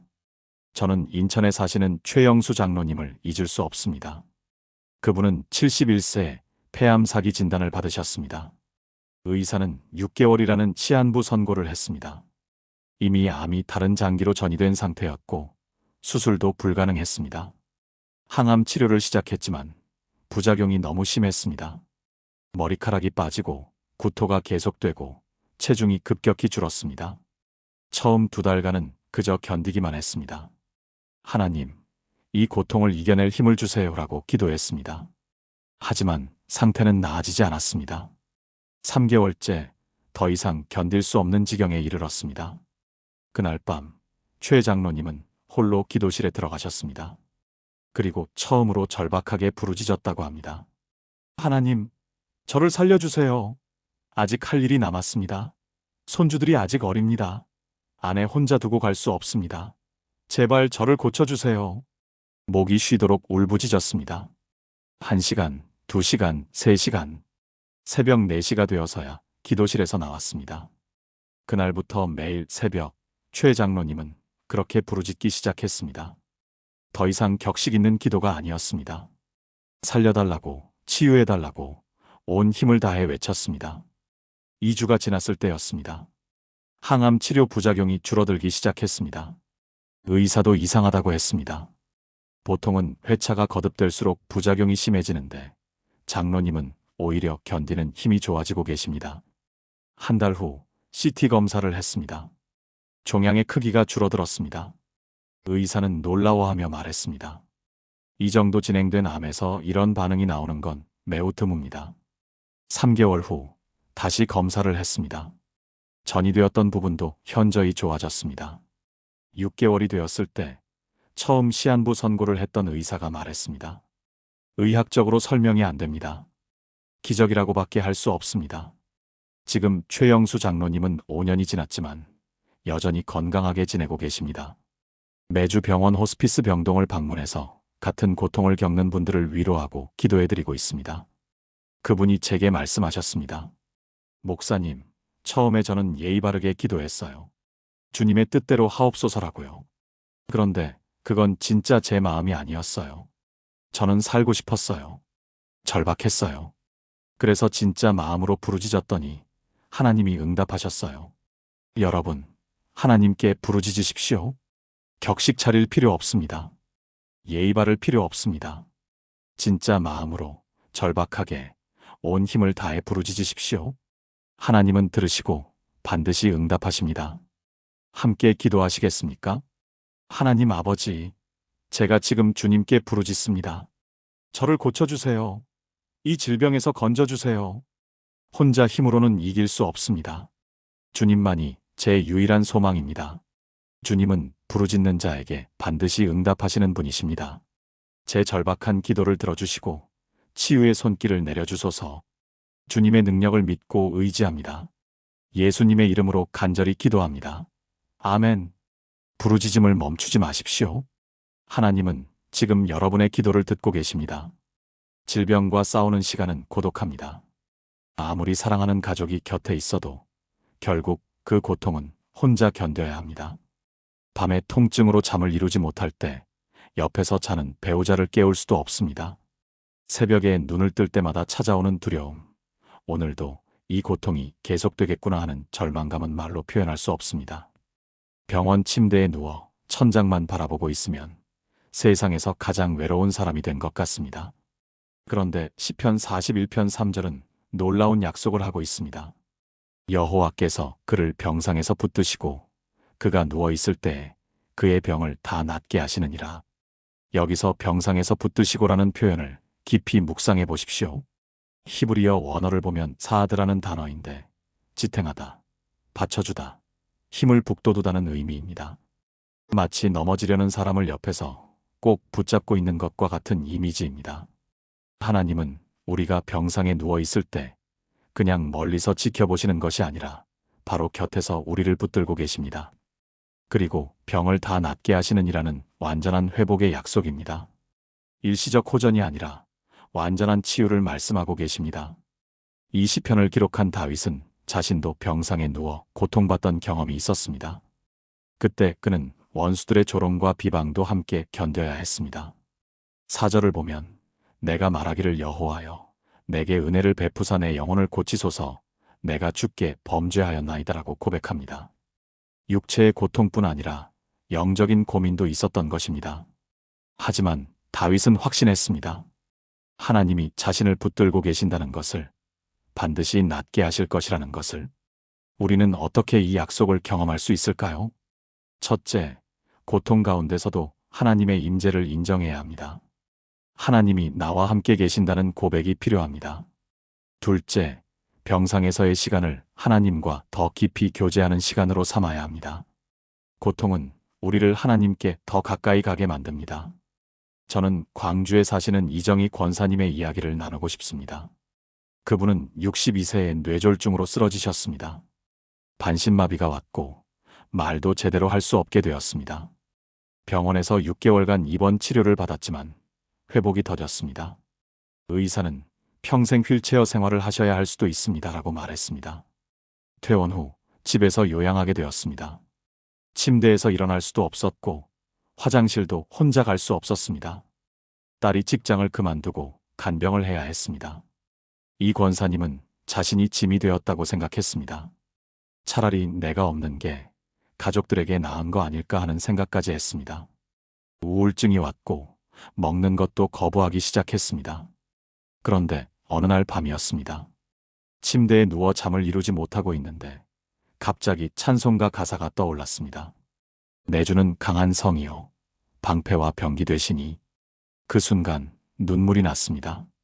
맞아, 내 주님이 계시잖아. 나 혼자가 아니잖아. 그날부터 이 권사님은 매일 시편 41편 3절을 묵상하기 시작했습니다. 침대 머리맡에 크게 써서 붙여놓았습니다. 여호와께서 그를 병상에서 붙드시고 그가 누워있을 때에 그의 병을 다 낫게 하시느니라. 새벽에 눈을 뜰 때마다 이 말씀을 소리내어 읽었습니다. 비록 발음이 정확하지 않아도 혀가 꼬여도 계속 고백했습니다. 하나님이 나를 붙들고 계신다. 하나님이 나를 낫게 하신다. 2주가 지났을 때 손가락을 조금 움직일 수 있게 되었습니다. 한 달 후 침대에서 일어나 앉을 수 있게 되었습니다. 물리치료사가 놀라워했습니다. 권사님, 회복 속도가 정말 빠르십니다. 의지가 대단하십니다. 하지만 이 권사님은 알고 있었습니다. 자신의 의지만이 아니라 하나님이 자신을 붙들고 계신다는 것을. 3개월 후 보행기를 잡고 조금씩 걸을 수 있게 되었습니다. 6개월 후 지팡이를 짚고 걸을 수 있게 되었습니다. 1년 후 지팡이 없이도 걸을 수 있게 되었습니다. 말도 거의 정상으로 돌아왔습니다. 의사는 기적이다라고 말했습니다. 통계적으로 이 정도까지 회복되는 경우는 10%도 안 된다고 했습니다.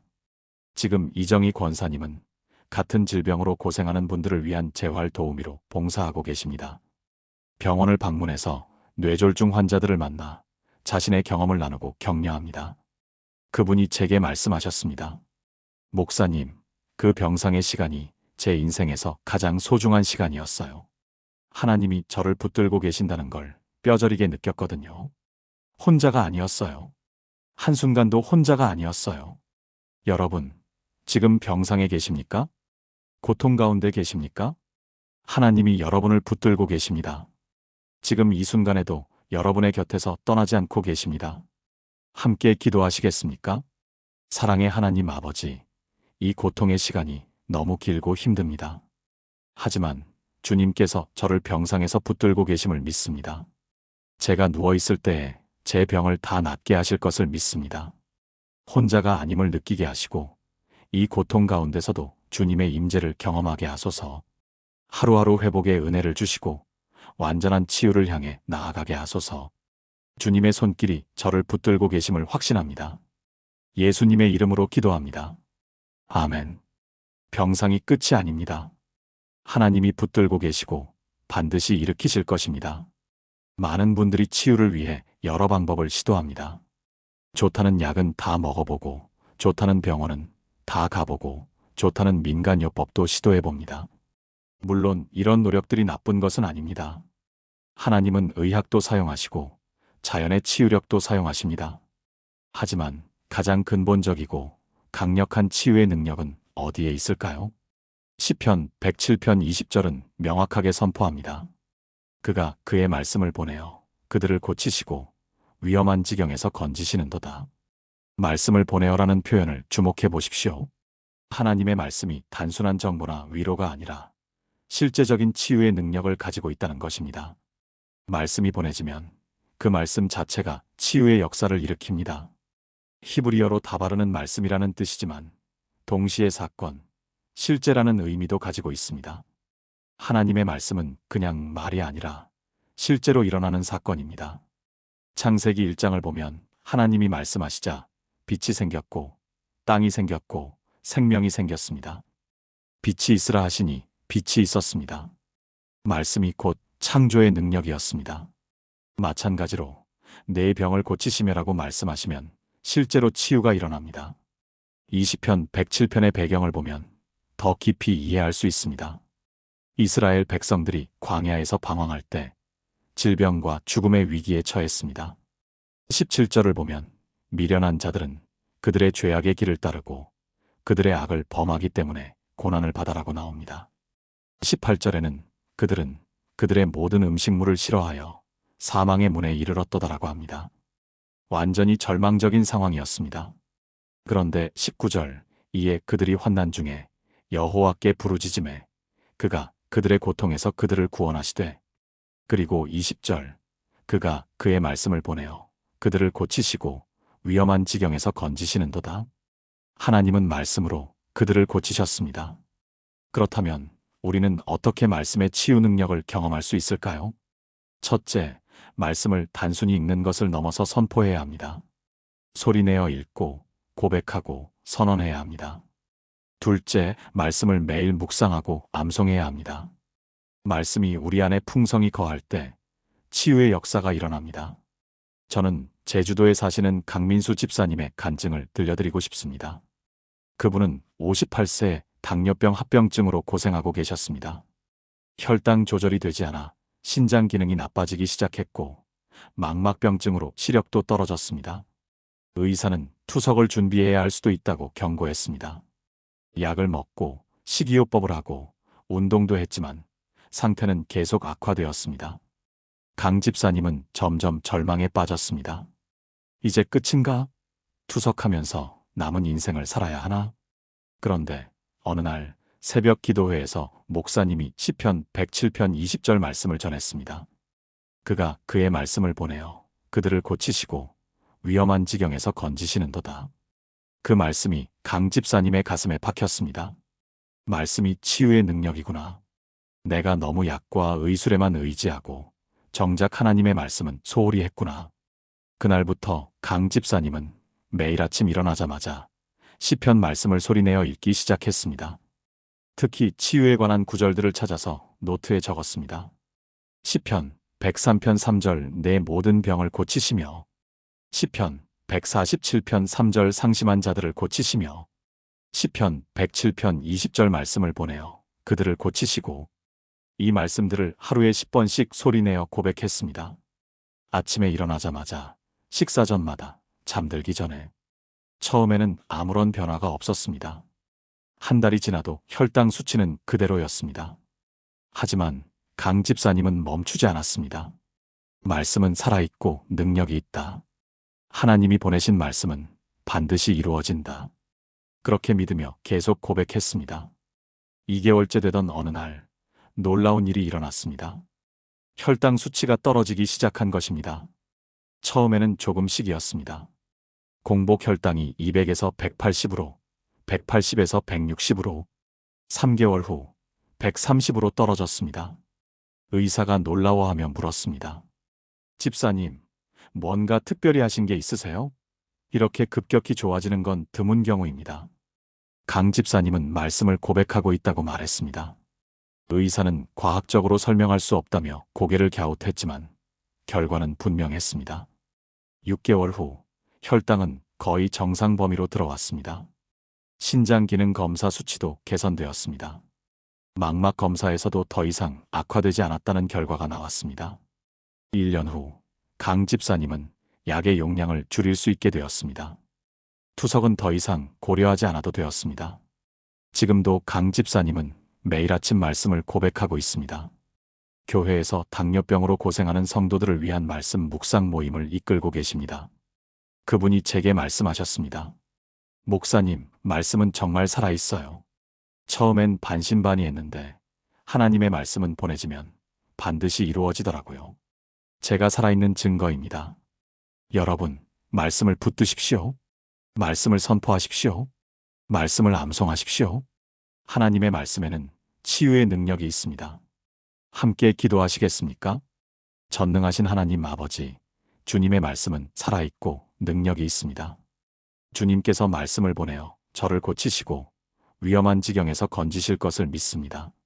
매일 말씀을 묵상하고 말씀을 고백하며 말씀으로 살아가게 하소서. 주님의 말씀이 제 몸 구석구석에 퍼져서 모든 질병을 물리치게 하소서. 말씀의 치유 능력을 경험하게 하시고 말씀으로 승리하게 하소서. 주님의 말씀을 전적으로 신뢰합니다. 예수님의 이름으로 기도합니다. 아멘. 말씀이 여러분의 치유가 될 것입니다. 말씀을 붙들고 나아가십시오. 질병과 싸우다 보면 자신이 너무 약하게 느껴집니다. 왜 나는 이렇게 약할까? 왜 다른 사람들처럼 견디지 못할까? 자책하게 되고 자신이 한없이 부족하게 느껴집니다. 심지어 내가 믿음이 약해서 낫지 못하는 거 아닐까? 하는 죄책감까지 듭니다. 그런데 시편 6편 2절은 놀라운 고백을 담고 있습니다. 여호와여 내가 연약하오니 긍휼히 여기소서. 여호와여 내 뼈가 떨리오니 나를 고치소서. 다윗은 자신의 연약함을 숨기지 않았습니다. 오히려 솔직하게 고백했습니다. 내가 연약하다. 내 뼈가 떨린다. 그리고 그 연약함을 하나님 앞에 내어놓으며 긍휼을 구했습니다. 여기서 연약하다는 히브리어 우말랄은 시들다, 약해지다, 기운이 없다는 의미입니다. 다윗은 육체적으로, 정신적으로, 영적으로 완전히 기진맥진한 상태였습니다. 6절을 보면 내가 탄식함으로 피곤하여 밤마다 눈물로 내 침상을 띄우며 내 요를 적시나이다라고 고백합니다. 밤마다 눈물로 베개를 적실 정도로 힘든 시간을 보내고 있었습니다. 그런데 놀라운 것은 하나님의 반응입니다. 다윗은 자신의 연약함 때문에 하나님께 외면받을 것이라 생각하지 않았습니다. 오히려 연약하기 때문에 하나님의 긍휼을 더 구할 수 있다고 믿었습니다. 그리고 9절에서 여호와께서 내 울음소리를 들으셨도다라고 확신합니다. 하나님은 연약한 자의 부르짖음을 들으시고 긍휼히 여기십니다. 우리는 어떻게 이 진리를 붙들 수 있을까요? 첫째, 자신의 연약함을 인정하고 받아들여야 합니다. 강한 척하지 마십시오. 하나님은 이미 다 아십니다. 둘째, 연약함이 수치가 아니라 하나님의 긍휼을 경험하는 통로라는 것을 믿어야 합니다. 바울도 고백했습니다. 내가 약할 그때의 강함이라. 저는 울산에 사시는 윤혜진 집사님을 잊을 수 없습니다. 그분은 54세의 섬유근 육통이라는 희귀 질환 진단을 받으셨습니다. 전신에 만성 통증이 있고 특히 아침에 일어날 때 온몸이 뻣뻣하고 아팠습니다. 피로감이 극심해서 집안일을 하는 것조차 힘들었습니다. 병원에서는 원인을 정확히 알 수 없고 완치 방법도 없다고 했습니다. 진통제와 근육 이완제로 증상을 조절할 뿐이었습니다. 윤 집사님은 자신이 쓸모없는 사람이 된 것 같았습니다. 남편은 직장에 나가고 자녀들은 학교에 가면 혼자 집에 남아 소파에 누워 있어야 했습니다. 왜 나만 이렇게 약할까? 다른 사람들은 다 일하고 활동하는데 나는 왜 이것도 못할까? 자책하고 또 자책했습니다. 교회도 나가기 힘들어졌습니다. 오래 앉아 있을 수가 없었기 때문입니다. 하나님, 제가 믿음이 약해서 그런가요? 제가 죄를 지어서 그런가요? 그렇게 6개월을 보냈습니다. 그런데 어느 날 성경을 읽다가 시편 6편 2절이 눈에 들어왔습니다. 여호와여 내가 연약하오니 긍휼히 여기소서. 그 순간 눈물이 터져 나왔습니다. 맞아, 나는 연약해. 인정해. 더 이상 강한 척하지 않을 거야. 하나님 앞에 내 연약함을 고백할 거야. 그날부터 윤 집사님은 매일 아침 기도를 시작했습니다. 하나님, 저는 연약합니다. 스스로 일어설 힘도 없습니다. 긍휼히 여겨주세요. 나를 고쳐주세요. 처음에는 변화가 없었습니다. 하지만 이상하게 마음이 평안해졌습니다. 더 이상 자신을 자책하지 않게 되었습니다. 내가 연약한 것은 수치가 아니야. 하나님께서 더 긍휼히 여기실 기회야. 그렇게 생각하니 마음이 가벼워졌습니다. 2주가 지났을 때 작은 변화가 시작되었습니다. 아침에 일어날 때 통증이 조금 덜했습니다. 한 달 후 30분 정도 집안일을 할 수 있게 되었습니다. 2개월 후 교회 주일 예배에 다시 나갈 수 있게 되었습니다. 3개월 후 새벽 기도회에도 참석할 수 있게 되었습니다. 의사는 놀라워했습니다. 섬유근 육통은 보통 더 악화되거나 그대로 유지되는 경우가 많은데 집사님은 증상이 상당히 호전되고 있습니다. 지금 윤혜진 집사님은 완전히 정상은 아니지만 일상생활이 가능한 정도로 회복되었습니다. 그리고 같은 질병으로 고통받는 사람들을 위한 온라인 커뮤니티를 만들어 운영하고 계십니다. 여러분, 연약한 것은 수치가 아닙니다. 하나님의 긍휼을 경험하는 통로입니다라고 매주 격려글을 올리십니다. 그분이 제게 말씀하셨습니다. 목사님, 제가 강했다면 하나님의 긍휼을 이렇게 깊이 경험하지 못했을 거예요. 연약함이 제게는 축복이었어요. 여러분, 자신의 연약함을 부끄러워하지 마십시오. 하나님 앞에 솔직하게 내어놓으십시오. 하나님은 연약한 자를 긍휼히 여기시고 고쳐주십니다. 함께 기도하시겠습니까? 사랑의 하나님 아버지, 저는 연약합니다. 혼자서는 일어설 힘도 없고 이 고통을 견딜 힘도 없습니다. 주님께 긍휼을 구합니다. 저를 고쳐주시고 일으켜주시고 힘을 주소서. 제 연약함이 주님의 긍휼을 경험하는 통로가 되게 하시고 이 연약함을 통해 주님의 능력이 나타나게 하소서. 더 이상 자책하지 않고 주님의 긍휼을 의지합니다. 주님의 은혜를 신뢰합니다. 예수님의 이름으로 기도합니다. 아멘. 연약함은 끝이 아닙니다. 하나님의 긍휼을 경험하는 시작입니다. 지금까지 6가지를 나누었습니다. 치유는 하나님의 본성이고 상심한 마음까지 고치시고 부르짖음에 응답하시고 병상에서 붙들어 주시고 말씀이 치유의 능력이며 연약함 가운데 긍휼을 베푸신다는 것을 배웠습니다. 그렇다면 마지막 7번째는 무엇일까요? 바로 찬송과 감사입니다. 시편 103편 1절부터 2절을 다시 보겠습니다. 내 영혼아 여호와를 송축하라. 내 속에 있는 것들아 다 그의 성호를 송축하라. 내 영혼아 여호와를 송축하며 그의 모든 은택을 잊지 말지어다. 다윗은 치유를 말하기 전에 먼저 찬송을 선포합니다. 여호와를 송축하라고 명령합니다. 그것도 자기 자신에게, 자기 영혼에게 명령하는 것입니다. 왜일까요? 찬송과 감사가 치유의 완성이기 때문입니다. 많은 분들이 나으면 감사하겠습니다. 치유받으면 찬송하겠습니다라고 말합니다. 하지만 성경은 거꾸로 말씀합니다. 먼저 찬송하고 먼저 감사하라고 합니다. 왜냐하면 찬송과 감사 자체가 믿음의 표현이고 그 믿음이 치유를 가져오기 때문입니다. 히브리어로 바라크는 축복하다, 찬송하다는 의미인데 무릎을 꿇다는 뜻도 포함되어 있습니다. 하나님 앞에 무릎 꿇고 찬송하는 것, 그것이 진정한 예배이고 그 예배 가운데 하나님의 치유의 능력이 임합니다. 우리는 어떻게 이것을 실천할 수 있을까요? 첫째, 아직 완전히 낫지 않았어도 지금까지의 은혜에 감사해야 합니다. 어제보다 조금이라도 나아졌다면 그것이 감사의 제목입니다. 둘째, 앞으로 받을 치유를 믿음으로 미리 감사해야 합니다. 치유해 주실 것을 믿고 감사합니다라고 고백하는 것이 믿음입니다. 저는 서울에 사시는 정영숙 권사님의 이야기를 마지막으로 나누고 싶습니다. 그분은 65세에 간암 말기 진단을 받으셨습니다.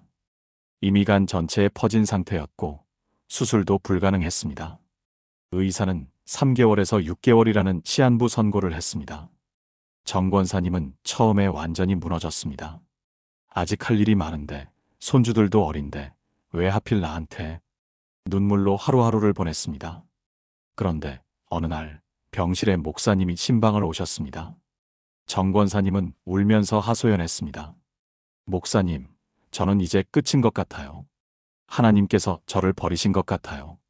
목사님은 정 권사님의 손을 꼭 잡고 말씀하셨습니다. 권사님, 지금 감사할 수 있는 것 하나만 말씀해 보세요. 정 권사님은 어이가 없었습니다. 지금 이 상황에서 무엇을 감사해요? 목사님은 다시 물으셨습니다. 정말 아무것도 없습니까? 지금 이 순간 단 하나도 감사할 것이 없습니까? 정 권사님은 잠시 생각하다가 대답했습니다. 아직 숨을 쉬고 있는 것? 목사님이 웃으며 말씀하셨습니다. 네, 그것부터 감사하세요. 지금 숨 쉴 수 있다는 것 감사하십시오. 그날부터 정 권사님은 매일 아침 작은 것부터 감사하기 시작했습니다. 하나님, 오늘 아침 눈을 뜰 수 있어서 감사합니다. 밥을 먹을 수 있어서 감사합니다. 창밖에 햇살을 볼 수 있어서 감사합니다. 처음에는 억지로 하는 감사였습니다. 하지만 계속하다 보니 정말로 감사한 마음이 생기기 시작했습니다. 2주가 지났을 때 통증이 조금 줄어든 것을 느꼈습니다. 하나님, 통증이 조금 줄어서 감사합니다. 한 달 후 식욕이 조금 돌아왔습니다. 하나님, 오늘 죽을 반 그릇 먹을 수 있어서 감사합니다. 그리고 놀라운 일이 시작되었습니다. 2개월 후 검사에서 종양의 크기가 더 이상 커지지 않았습니다. 의사는 이상하네요. 보통은 계속 진행되는 데라고 말했습니다. 정 권사님은 그것도 감사했습니다. 하나님, 더 나빠지지 않아서 감사합니다. 3개월 후 종양 표지자 수치가 조금 떨어졌습니다. 의사는 고개를 갸웃했지만 정 권사님은 찬송했습니다. 하나님을 송축합니다. 주님이 일하고 계십니다. 6개월 후 CT 촬영 결과가 나왔습니다. 의사가 믿을 수 없다는 표정으로 말했습니다. 권사님, 종양이 현저히 줄어들었습니다. 이건 의학적으로 설명이 안 됩니다. 1년 후 정영숙 권사님은 암이 거의 사라진 상태로 판정받았습니다. 완치 판정까지는 5년을 더 지켜봐야 하지만 의사들도 기적이라고 했습니다. 지금 정 권사님은 암 환자들을 위한 찬양 모임을 이끌고 계십니다. 매주 모여서 함께 찬송하고 감사를 나누고 서로를 격려합니다. 그분이 제게 말씀하셨습니다. 목사님, 저는 깨달았어요. 치유는 결과가 아니라 과정이에요.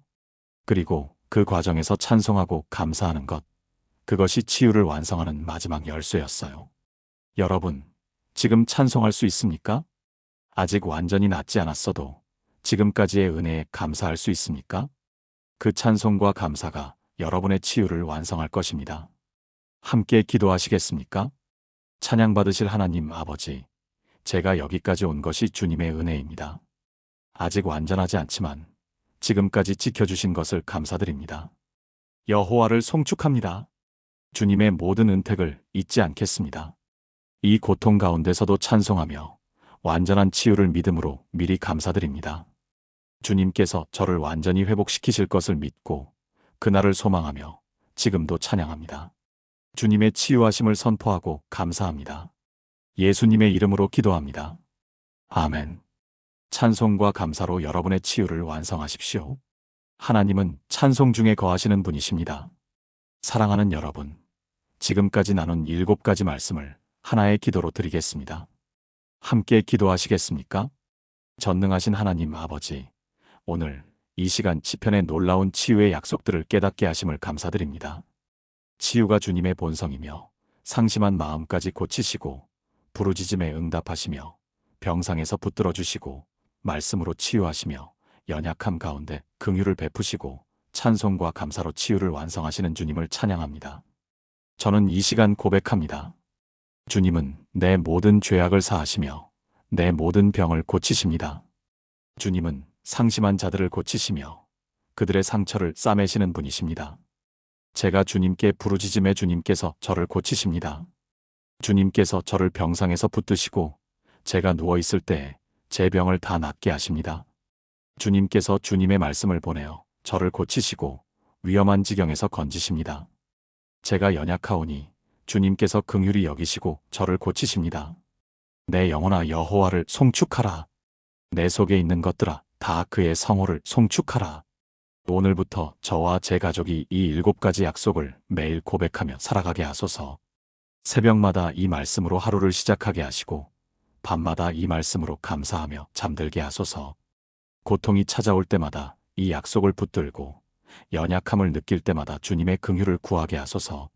절망이 밀려올 때마다 부르짖게 하시고 외로움이 엄습할 때마다 주님이 붙들고 계심을 기억하게 하소서. 말씀을 날마다 묵상하게 하시고 말씀을 선포하며 말씀으로 승리하게 하소서. 그리고 매 순간 찬송하고 감사하는 삶을 살게 하소서. 이 모든 약속이 단순한 글자가 아니라 저희 삶 가운데 실제가 되게 하소서. 의사의 진단을 넘어서는 주님의 치유를, 의학의 한계를 뛰어넘는 주님의 기적을 경험하게 하소서. 주님께서 주신 이 약속의 말씀들이 우리 집의 보호의 울타리가 되게 하시고 우리 삶의 반석이 되게 하소서. 두려움 대신 평안을, 불안 대신 확신을, 절망 대신 소망을, 질병 대신 건강을 주소서. 우리의 날들을 길게 하시고 만족하게 하시며 주님의 구원을 우리 눈으로 보게 하소서. 이 모든 것이 주님의 신실한 약속이심을 믿고 신뢰하며 의지합니다. 할렐루야. 여호와를 송축합니다. 살아계신 예수 그리스도의 이름으로 기도합니다. 아멘, 아멘, 아멘. 사랑하는 여러분, 지금까지 치유의 기적을 간절히 원한다면 시편 말씀을 붙들어 보세요라는 제목으로 7가지를 함께 나누었습니다. 다시 한번 정리해 보겠습니다. 첫째, 치유는 하나님의 본성입니다. 용서가 하나님의 성품이듯 치유도 하나님의 성품입니다. 둘째, 하나님은 상심한 마음까지 고치십니다. 육체의 질병뿐 아니라 마음의 상처까지 세심하게 싸매주십니다. 셋째, 부르짖음에 반드시 응답하십니다. 절박하게 진심으로 부르짖는 기도를 하나님은 들으십니다. 넷째, 병상에서도 하나님이 붙들어 주십니다. 가장 외롭고 힘든 순간에도 하나님은 우리 곁을 떠나지 않으십니다. 다섯째, 말씀이 치유의 능력입니다. 하나님의 말씀을 선포하고 고백할 때 실제적인 치유가 일어납니다. 여섯째, 연약함 가운데 긍휼을 베푸십니다. 우리의 연약함이 오히려 하나님의 긍휼을 경험하는 통로가 됩니다. 일곱째, 찬송과 감사가 치유를 완성합니다. 먼저 찬송하고 감사할 때 하나님의 치유가 완성됩니다. 여러분, 이 7가지는 단순한 지식이 아닙니다. 수천 년 동안 수많은 하나님의 사람들이 경험한 실제적인 치유의 능력입니다. 오늘 이 말씀을 듣는 여러분도 반드시 경험하게 될 것입니다. 시편의 이 약속들을 붙들고 나아가십시오. 매일 아침 이 말씀들을 고백하십시오. 고통이 찾아올 때마다 이 약속을 선포하십시오. 그리고 반드시 기억하십시오. 치유는 하나님의 뜻이고 하나님의 본성이며 하나님의 약속입니다. 세상이 불가능이라고 말할 때 하나님은 가능하다고 선포하십니다. 의사가 방법이 없다고 할 때 하나님은 내가 있다고 말씀하십니다. 사람들이 포기하라고 할 때 하나님은 붙들라고 명령하십니다. 여러분의 삶 가운데 하나님의 치유의 기적이 일어나기를 간절히 기도합니다. 이 말씀이 은혜가 되셨다면 좋아요를 눌러주시고 아래 댓글에 아멘이라고 고백해 주세요. 그리고 같은 고통으로 힘들어하는 분들이 이 말씀을 함께 듣고 소망을 얻을 수 있도록 공유해 주시면 감사하겠습니다. 구독과 알림 설정도 꼭 부탁드립니다. 매주 여러분의 영적 성장과 치유를 위한 말씀을 준비하고 있습니다. 사랑하는 여러분, 하나님의 치유하심이 여러분과 여러분의 가정에 넘치기를 축복합니다. 평안하십시오. 주님의 이름으로 축복합니다.